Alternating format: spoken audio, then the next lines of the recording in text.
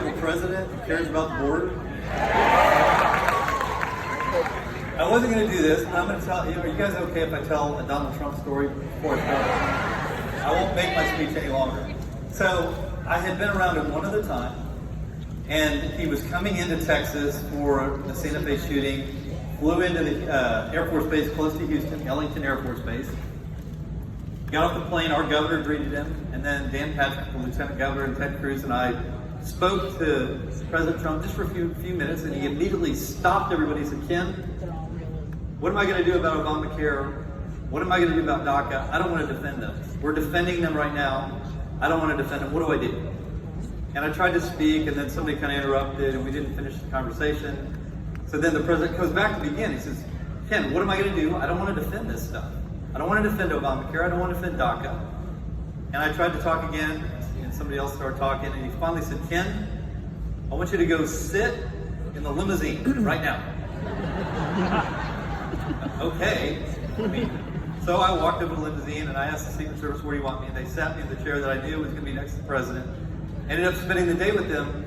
And at the end of the day, he said, Ken, I want you to do me a favor. He goes, I want you to call my Solicitor General. Don't call the Attorney General. Call my Solicitor General. I want you to tell him that I don't want to defend these cases. I said, well, Mr. President, I don't think you understand. I don't represent you. I'm suing you. Like, I'm on the other side. He goes, I don't care. He goes, make sure you tell Noel Francisco, the Solicitor General, that I like him, and I want you to report back to me. I said, well, Mr. President, I don't know how to call you. So he says to his advanced guy, he says, hey, make sure he can get a hold of me. Okay, so I called the Solicitor General, just like he instructed. I said, Noel, I know you don't know me very well. You understand we think that DACA and Obamacare are unconstitutional. Would you understand if the president talked to me and he wanted me to tell you not to defend those cases, but he wanted me to tell you that he really likes you? And I said, I know this is very awkward because I'm suing you, but I said, I think you should just know. And he goes, okay. And he said, and then I said, by the way, I'm supposed to report back to the president.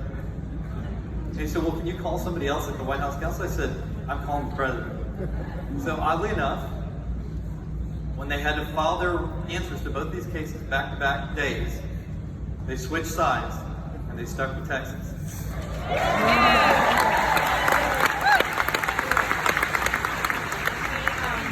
So why is that an important story? Because that type of leadership, where he was being advised by the Attorney General, his White House counsel, Solicitor General not to do something, and yet, against all of that, he stood next to us, knowing what the right thing to do was. And I think that's the kind of leadership that we're all looking for. Is that not right?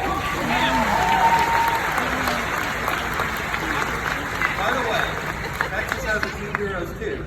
Have any of y'all ever heard of Davy Crockett? So Davy Crockett was running for Congress in Tennessee, and I guess he thought he might lose. So he told his constituents, yet to be, y'all can go to hell, I'm going to Texas. And he came to Texas, and he was one of those guys at the Alamo fighting for the freedom of Texas. We became our own independent state, country, because of that type of spirit. And then, of course, we have our founders, Thomas Jefferson and Benjamin Franklin and John Adams, who wrote the Declaration of Independence, which said that it wasn't the government granting us our rights. Our rights come from our Creator. They're inalienable. We don't ask for them. They are given to us by our Creator. And I want you to know, the few minutes that I have left, Texas is in that fight because we believe that. We believe in what our founders said, not because they said it, because it's true. We believe in what our founders of our state said, not because they said it, because it's true. And so we're in the fight. You might have noticed we sued Obama 27 times in my first 2 years in office. And that was over 27 months. We've already sued Joe Biden 11 times in like 6 months. And I have a feeling, unfortunately, we're not done.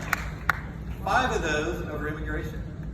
And it's shocking to me, for those who have not been to the border yet, to see what is happening there. To see all of these policies that were instituted that were to overcome what Obama had done, that were working, from building the wall to the Stay in Mexico program, to no more catch and release. All of these things ended, And these are what we're suing Biden over right now, because he's clearly not following federal law. And so far, we've only had one case decided. We're 1-0. So we're off to a good start.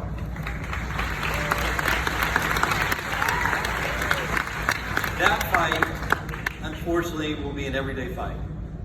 The second thing that Texas is fighting is big tech.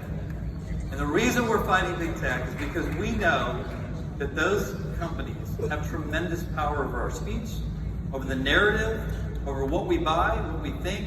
They're monopolistic. We've already sued Google. We're already part of a Facebook lawsuit. And of course, Twitter sued us. We started investigating them over deplatforming President Trump. We will continue that fight as well.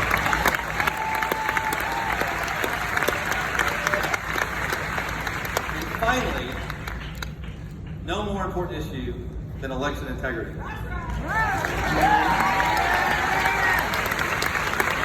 For those of you who are not aware, Texas was involved in 12 lawsuits before the election. We didn't wait until after the election.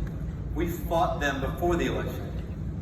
We had 12 lawsuits, state court, federal court, all about mail-in ballots, trying to change our state laws.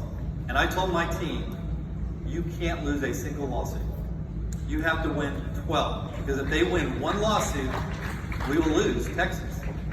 It was in Harris County, which is Houston. It was in Austin. It was in San Antonio. And we fought, and we went 12-0.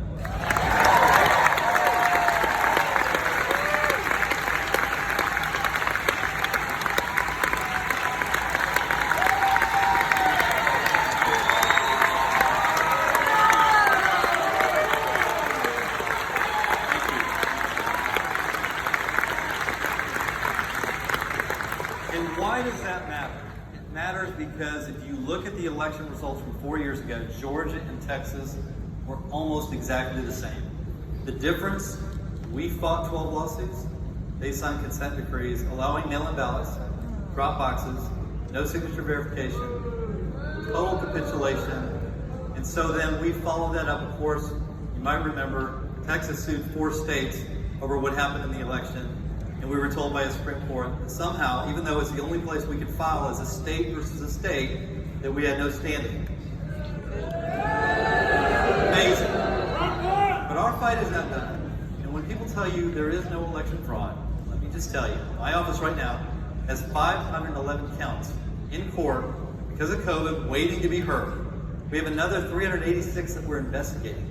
If you add those together, that's more election fraud than my office has prosecuted since it started investigating election fraud years and years ago. So do not believe the narrative, because in Texas, we are going to fight election fraud.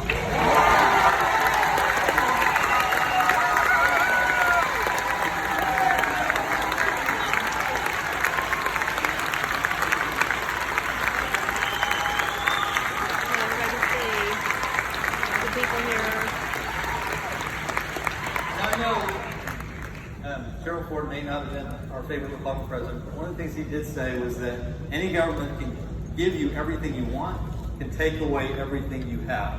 Yeah. So we in Texas are committed to the fight, whether we're joining others or whether we're leading. We will be like Davy Crockett. We will be like Thomas Jefferson. We know where the fight is, and I can promise you this: the state of Texas, my office, is going to continue to fight the people that are sitting right here, because we are the country that everybody else looks to for that freedom, and we cannot lose this fight. This is our time. God bless CPAC. God bless. And God bless Ken Paxton.